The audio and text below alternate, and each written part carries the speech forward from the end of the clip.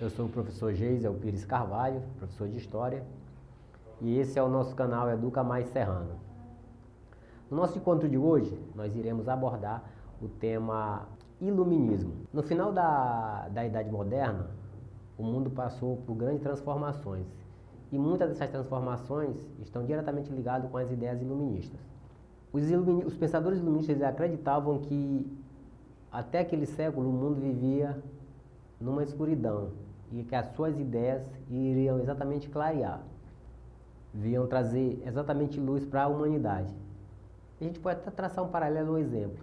Imaginemos que nós estamos num quarto escuro, onde a gente não vê absolutamente nada. Era exatamente assim que os iluministas viam o mundo. Nesse mesmo quarto, quando esse quarto fica iluminado, você consegue ver as coisas. Era exatamente assim que os iluministas pensavam, que a partir das suas ideias, o mundo seria visto de uma forma diferente. Mas o que foi o iluminismo? O iluminismo, também pode ser chamado de ilustração, foi um movimento que se desenvolveu na Europa, mais particularmente na França, no século XVIII. Que os grandes expoentes eram pensadores franceses. Foi tão importante esse movimento que aquele século, o século XVIII em questão, foi chamado de o século das luzes. As ideias iluministas, elas influenciaram todo o século XVIII, mas as ideias iluministas, dos pensadores iluministas, elas soavam de uma certa forma como ideias perigosas, porque naquele momento a Europa ela vivia sob o regime político do absolutismo, ou seja, reis que tinham todo o controle, dominavam todo o poder e opositores corriam risco de vida, e as ideias iluministas não eram bem-vindas naquele momento. Por conta disso, na maioria das vezes, os pensadores eles se reuniam, mas se reuniam de forma secretamente, para que não fossem vistos publicamente. Vale lembrar que, desde o final da Idade Média, um grupo em particular veio crescendo, veio se fortalecendo na Europa. Eu estou falando aqui da burguesia. E as ideias iluministas estavam muito ligadas ao fortalecimento desse grupo social em particular. Então, esse grupo social que vinha se fortalecendo desde o final da Idade Média, lá na Europa, eles se apropriaram dessas ideias e incentivaram que essas ideias fossem colocadas diante desse regime político, que era o absolutismo. E por que isso? Porque esse grupo social, a burguesia, apesar de possuir riquezas, eles não desfrutava de prestígio, não gozava de privilégios, como gozava a nobreza e o clero. Quando eu falo de clero aqui, eu falo de membros ligados à igreja. Então, esses dois grupos sociais, a nobreza e o clero, eles gozavam de privilégios, coisa que a burguesia não gozava. Então, os maiores interessados nessas ideias iluministas eram os burgueses, era a classe da burguesia. E para a gente entender o iluminismo, essa corrente de ideias, essa corrente de pensamento do iluminismo, esse movimento ele apresenta algumas características bem peculiares, né? Os pensadores iluministas eles eram contra o absolutismo. E o que era esse absolutismo? Como eu já disse, era um regime político vigente na Europa naquele tempo, em que os reis tinham controle de tudo. Todo o poder estava concentrado na mão dos reis. E o pensamento iluminista era exatamente contra esse absolutismo. Essa era a ideia de liberdade, era uma das coisas que o iluminismo defendia, a questão da liberdade. Para você ter uma ideia, durante o século XVIII, a partir do pensamento dos iluministas, que o lema liberdade, igualdade e fraternidade, ele vai ser discutido e vai ser empregado lá na frente da Revolução Francesa. Então eles eram contra o absolutismo, porque entendiam que o absolutismo ele cerceava a liberdade do cidadão, o cidadão não tinha liberdade.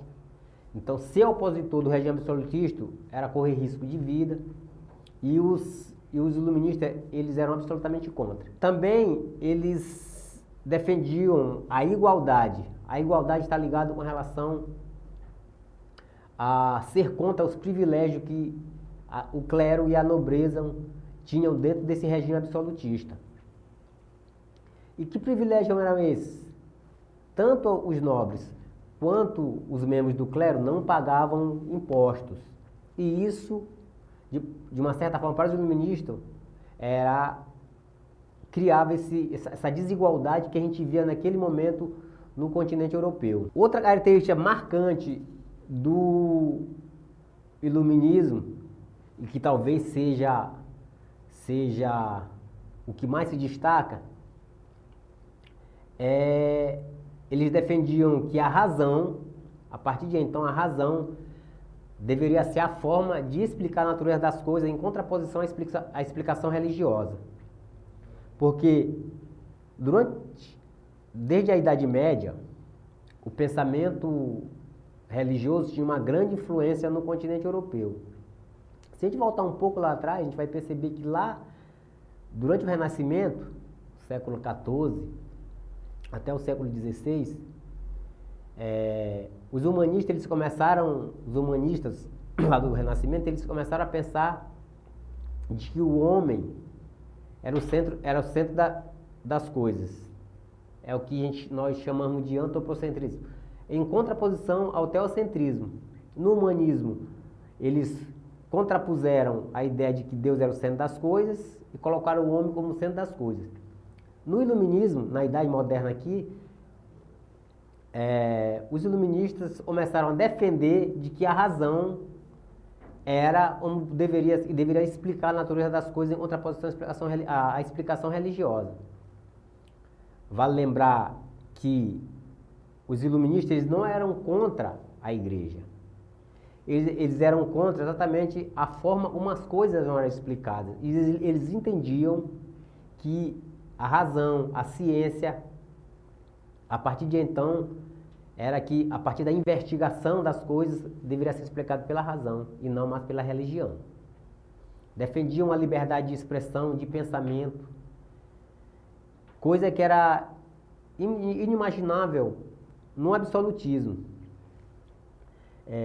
Ser contra o regime absolutista era correr risco de vida.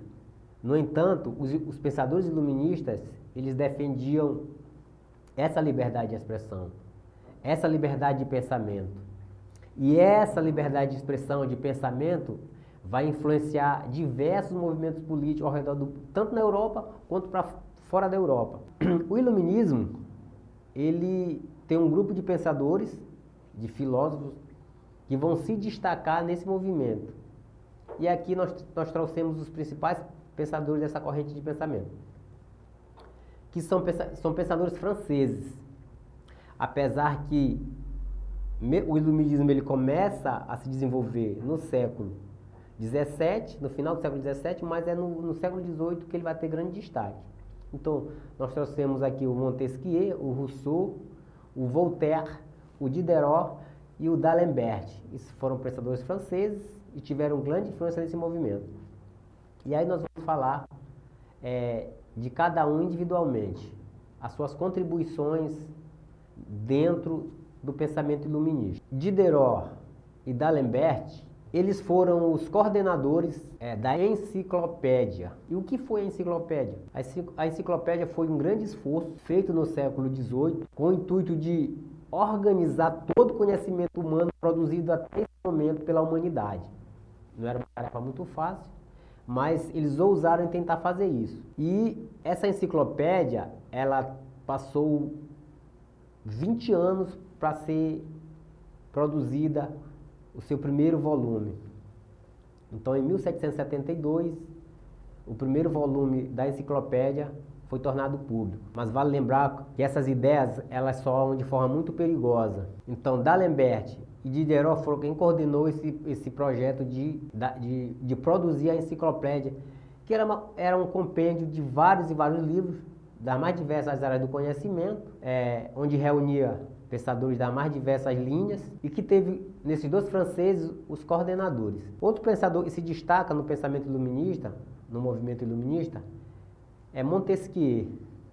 Montesquieu foi um jurista francês e que a grande ideia do Montesquieu, esse destaque que foi para além do seu tempo, que até nos dias de hoje é percebido nas principais democracias do mundo, é a ideia da tripartição dos poderes. Foi Montesquieu quem pensou a separação dos poderes.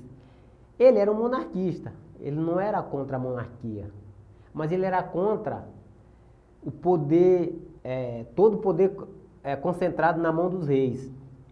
Ele entendia que esse poder deveria ser dividido de forma tripartite, em três partes, que no caso aqui é o poder legislativo, o poder judiciário e o poder executivo.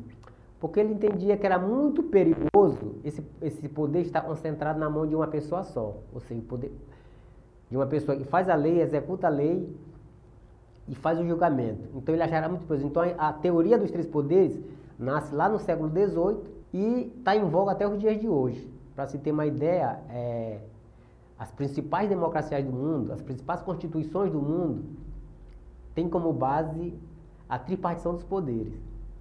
Um exemplo, como nós estamos aqui em Serrano do Maranhão, a gente pode até usar o exemplo de Serrano do Maranhão. Em Serrano do Maranhão, os poderes executivo, legislativo e judiciário proposto por Montesquieu, dessa forma a cidade de Serrano é conduzida. O legislativo é preenchido, é conduzido pelos vereadores da cidade, o executivo ele é exercido pelo gestor da cidade, no caso, nesse momento é uma prefeita, é uma mulher prefeita, e o judiciário ele é exercido por juízes, quem é responsável por julgar as leis, o executivo, quem está à frente do executivo é responsável por executar as leis, e quem está no legislativo é o responsável por fazer essas leis. Era isso que o Montesquieu defendia lá no século XVIII. Mas ele defendia também que esses poderes eram uma forma de equilibrar.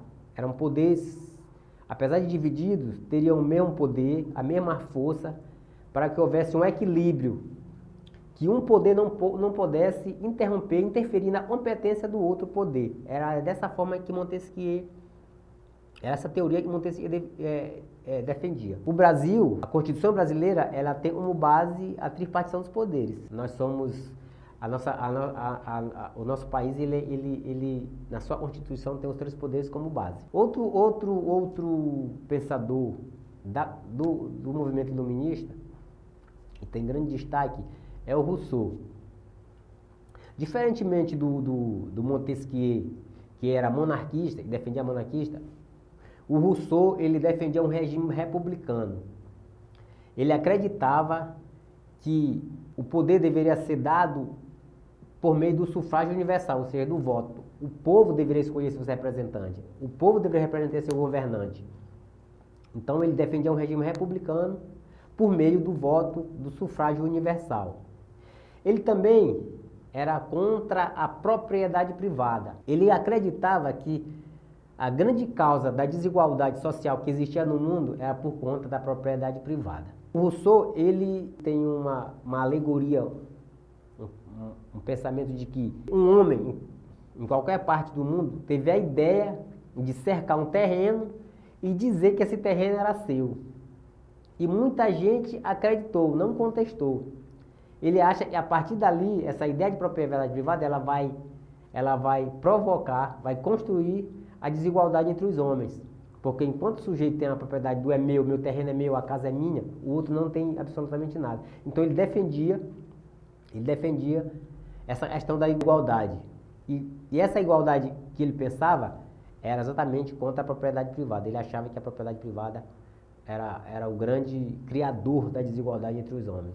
Ele também era um teórico da educação, o Rousseau.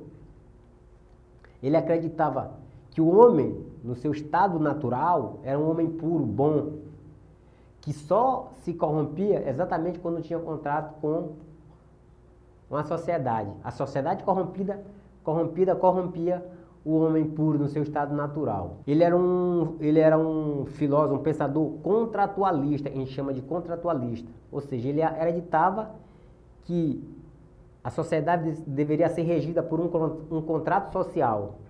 Como era esse contrato? Ou seja, esse contrato deveria ser estabelecido entre o governo e a sociedade. E o governo, ele deveria priorizar os interesses da grande maioria. Se porventura esse governo não fizesse nada que viesse de interesse a essa vontade geral do povo, ele deveria ser destituído, deveria deixar o poder.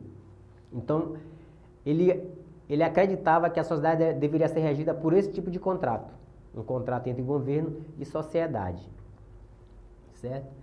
E por fim, o outro pensador que se destaca no movimento iluminista é o Voltaire. Ele não era contra a monarquia, diferentemente do Rousseau, mas ele criticava o absolutismo. Ele achava que essa concentração de poderes era um mal, fazia mal. Defendia a igualdade social, porque essa desigualdade social estava ligada exatamente a esse privilégio que usufruía tanto o clero quanto a nobreza. Então, como era esses privilégios? Porque, na verdade, tanto o clero, os membros do clero, quanto os membros da nobreza, eles não pagavam imposto. E quem sustentava essa sociedade que não pagava imposto, no caso o clero e a nobreza, era exatamente a sociedade, o povão. Era eles que sustentavam altíssimos impostos, né? O Voltaire também era um enérgico defensor da liberdade de expressão. A gente vê nos livros didáticos, hora e outra a gente lê no livro didático, quando se trata do iluminismo, a gente vê lá aquela célebre passagem que ele diz: posso não concordar com nenhuma palavra do que você disser, mas defenderei até a morte o direito de você dizê-las. Esse é um pensamento exatamente de Voltaire e defendia essa liberdade de expressão. Então, esses pensadores que nós trouxemos aqui foram quem revolucionaram a forma de pensar do século XVIII e influenciaram diversas revoluções durante esse século e após esse século, os séculos que vieram depois, né? E aí nós podemos trazer alguns exemplos de movimentos políticos que foram influenciados pelo iluminismo. Movimentos políticos e as ideias do iluminismo, a gente podemos trazer como exemplo. As ideias iluministas, elas influenciaram a Revolução Americana, que é o processo de independência dos Estados Unidos, e que iniciou em 1776. As ideias iluministas, elas influenciaram a Revolução Francesa, que teve início em 1789. No Brasil, tem uma passagem da nossa história que é bem lembrada, que também teve uma influência muito forte do iluminismo, foi a Inconfidência Mineira, no ano de 1789. O pensamento iluminista também influenciou o processo de independência da América Espanhola. Aqui na América do Sul tem a América Portuguesa, que era a parte onde se encontra o Brasil, e o restante eram colônias espanholas. O pensamento iluminista também influenciou esse processo de independência na América Espanhola. Então, como podemos ver, o pensamento que se desenvolveu no século XVIII, lá na Europa, ele revolucionou a Europa, porque foi lá que aconteceu a Revolução Francesa, talvez a mais importante das revoluções, né? Influenciou acontecimentos políticos aqui na América do Sul, do outro lado, no Novo Mundo. Então, o iluminismo influencia até hoje. As ideias iluministas, até hoje, elas permanecem vivas. E eu trouxe algumas imagens para nós vermos algumas de movimentos políticos que estão diretamente relacionados com o pensamento iluminista. Aqui são imagens da Revolução Americana, o processo de independência. E todos esses movimentos, eles estão ligados com uma dessas características que nos foi apresentado. Por exemplo, na Revolução Americana, a cobrança de impostos altíssimo que o povo pagava, enfim, foi uma das causas. A Inconfidência Mineira, que nós falamos, também estava ligada à cobrança de imposto altíssimo que o povo pagava. E a Revolução Francesa era esse privilégio, imposto, que sustentava a nobreza e o clero, era o povo, e as ideias iluministas, elas combatiam esse tipo de privilégio. E teve um momento e eclodiu a Revolução a partir dessa influência do pensamento iluminista. Aqui imagem da Revolução Francesa, aqui imagem da Inconfidência Mineira no Brasil. Então esses foram movimentos que tiveram forte influência do pensamento iluminista. Pois bem, o nosso encontro de hoje era para falar do iluminismo, um movimento que se desenvolveu na Europa no século XVIII e teve grande importância para a humanidade, porque a partir dele muitas transformações, muitas mudanças aconteceram, né? E o pensamento desses homens permanece até hoje. Ainda se estuda Rousseau, ainda se estuda o pensamento de Voltaire nos dias atuais, né? O Montesquieu e a teoria dos três poderes, ela é presente, está nas principais constituições do mundo. Então, para nós vermos que o pensamento que foi desenvolvido no século XVIII permanece bastante atual, certo? Esse era o nosso encontro de hoje. Pedimos que você deixe seu like, se inscreva no nosso canal e ative o sininho de notificações. Muito obrigado e até o nosso próximo encontro.